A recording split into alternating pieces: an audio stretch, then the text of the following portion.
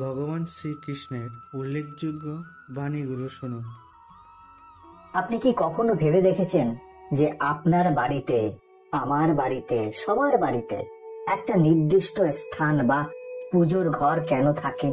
সেটা হিন্দু হোক, মুসলমান হোক বা খ্রিস্টান, সবার বাড়িতেই থাকে। এর কারণ কি? ঈশ্বরকে তো যে কোনো জায়গায় বসেই ডাকা যায়, তিনি সর্বত্র বিরাজ করেন, তাহলে নির্দিষ্ট স্থান কেন? আজকে আমি এই বিষয়টা নিয়েই আলোকপাত করব এবং এই ভিডিওর শেষে এমন দুটি সংকেতের কথা বলবো, এই সংকেত দুটি পেলে বুঝবেন আপনি ঈশ্বরের খুব কাছের মানুষ। তাই আজকের এই ভিডিওটা খুবই গুরুত্বপূর্ণ হতে চলেছে। ভিডিওর কথাগুলো খুব মন দিয়ে শুনুন।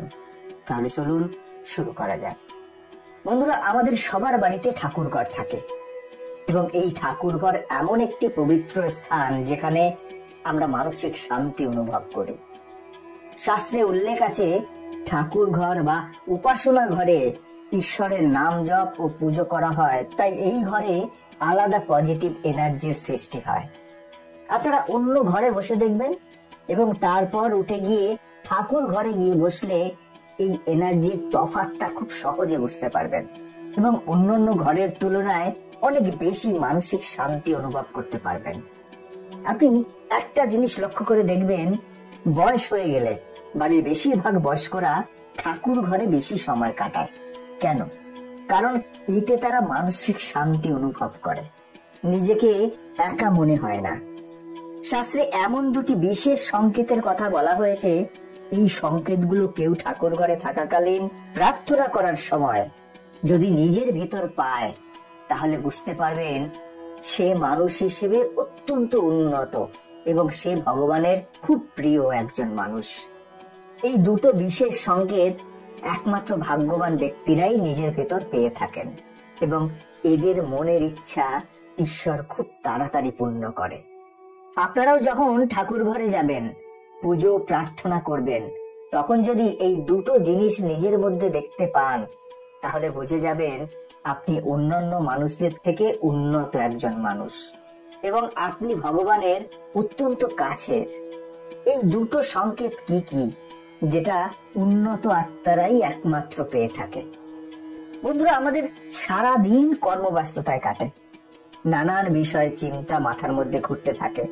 বন্ধুরা, সারা দিনে কিছুটা সময় ঠাকুর ঘরে বসে বা উপাসনা ঘরে বসে ঈশ্বর চিন্তা করা বা জপ ধ্যান পুজো করলে ওইটুকু সময় মন পুরোপুরি ঈশ্বরে নিমগ্ন হয়। ফলে চঞ্চল মন শান্ত হয় এবং মানসিক শান্তি অনুভব করা যায়। যদি সারাদিনে কিছুটা সময় ঠাকুর ঘরে বসে ঈশ্বর চিন্তা করা যায়, তাহলে মন ঊর্ধ্বগামী হয় এবং চিত্ত শুদ্ধ হয়। এবারে আসি মূল বিষয়টিতে। দুটি সংকেত কি কি?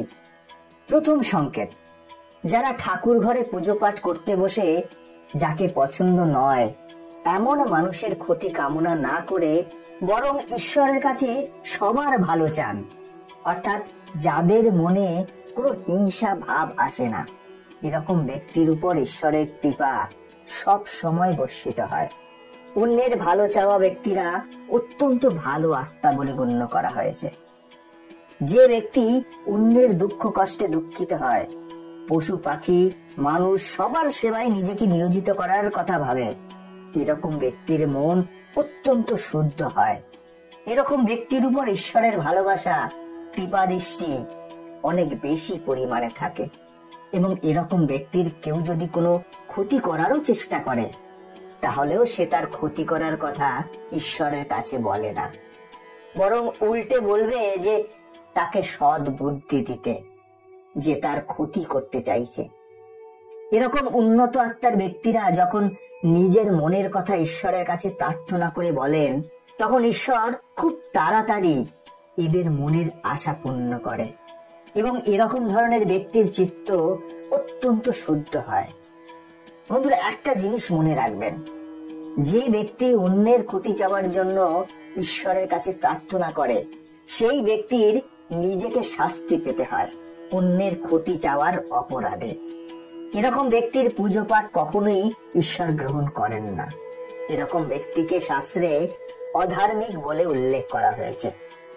তাই ঠাকুর ঘরে বসে কখনো বিষয় চিন্তা, টাকা পয়সা, ভোগ বিলাসের চিন্তা এগুলো করবেন না। যেটুকু সময় ঠাকুর ঘরে থাকবেন সেটুকু সময় ঈশ্বর চিন্তায় মনোনিবেশ করতে হবে। তাহলেই আমাদের প্রার্থনা ঈশ্বরের কাছে পৌঁছবে এবং ঈশ্বরের কৃপা লাভ হবে। এবার আসি দ্বিতীয় সংকেতটি।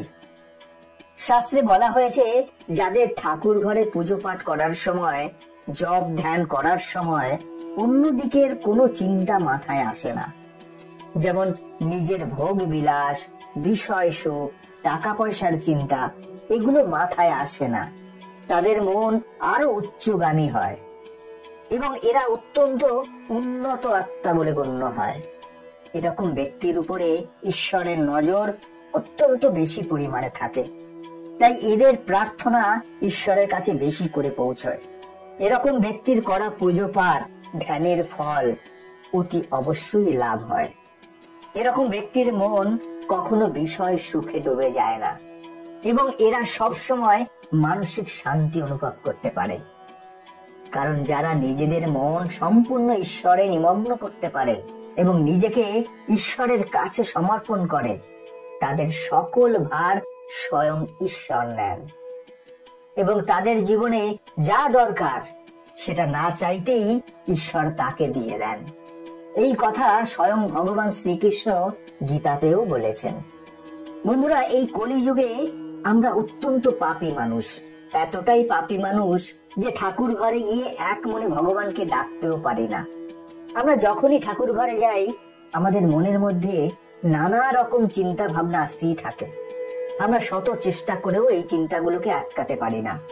আমরা না চাইতেও মনে হয় যেন আমাদের চিন্তা সেখানে চলে আসে। সেই মনটাকে, সেই চেতনাটাকে ধরে রাখতে হবে। ঈশ্বরকে প্রেম নিবেদন করতে হবে, ঈশ্বরের কাছে অনুভূতির প্রকাশ করতে হবে, ঈশ্বরকে বন্ধু ভাবতে হবে। ঈশ্বরকে বন্ধু ভেবে আপনি যা বলবেন ঈশ্বর তা সত্যি শুনে নেবে। আর সেটা যদি আমরা ভক্তি সহকারে করি তাহলে সেটা এত তাড়াতাড়ি শুনবে যেটা আপনার কল্পনারও বাইরে। তাই এই কলিযুগেও আপনারা অবশ্যই ভগবানের সংকেত পেতে পারেন। সেটার জন্য দরকার শুধুমাত্র ভক্তি আর নিষ্ঠা ভরে প্রার্থনা। এভাবেই এই কলিযুগেও ভগবানকে পাওয়া সম্ভব। এই কলিযুগে ভগবান নিজে এসে ধরা দেবেন না, অবশ্যই সংকেত তো প্রদান করতেই পারে, তাই না? তাই আমরা যদি ভগবানের এই সংকেতগুলো বোঝার চেষ্টা করি তাহলেও তো আমরা ভগবানকে অনুভব করতে পারবো। বন্ধুরা, ভগবানকে অনুভব করতে হয়। ভগবান স্বয়ং আমাদের আত্মা রূপে বিরাজ করেন। তাই ঈশ্বরকে অনুভব করতে গেলে নিজের মধ্যে অনুভব করতে হবে, কারণ ঈশ্বর সর্বত্র বিরাজমান। তিনি সব দেখছেন, সবার হিসেব রাখছেন। তাই ঈশ্বরকে ডাকতে হলে নিষ্ঠা ভরে এক মনে ঈশ্বরকে ডাকুন, তাহলেই ঈশ্বর আপনার কথা শুনবে। বন্ধুরা, আজ এ পর্যন্তই। ভিডিওটা কেমন লাগলো কমেন্ট করে জানাবেন। এই চ্যানেলে নতুন হলে চ্যানেলটি সাবস্ক্রাইব করে বেল আইকনটি প্রেস করে রাখবেন পরবর্তী ভিডিও দেখার জন্য। ভালো থাকবেন, সাথে থাকবেন।